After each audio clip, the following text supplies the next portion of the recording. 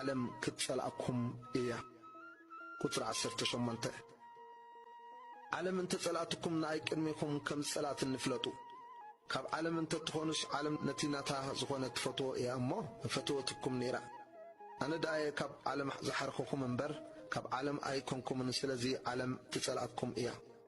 ነቲ ባርያ ካብ ጎይታኡ ኣይዓብን እዩ ኢለ ዝነገርክኹም ቃል ዘክርዎ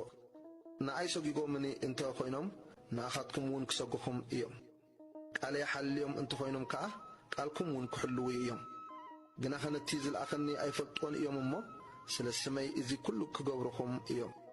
ኣነ መጽኤ እንተ ዘይነግሮም ሓጢኣታይ ምኾኖምን ነይሩ ሕጂ ግና ንሓጢኣቶም ምኽንያት የብሎምን እቲ ንኣይ ዝጸልኣኒ ነቦይ እውን ይጸልኦ እዩ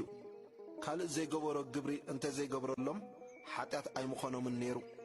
ሕጂ ግና ሪኦምሲ ንኣይን ነቦይን ጸልኡና እዚ ግና እቲ ኣብ ሕጎም ብዘይ ምኽንያት ጸልኡኒ ጽሑፍ ዘሎ ቃል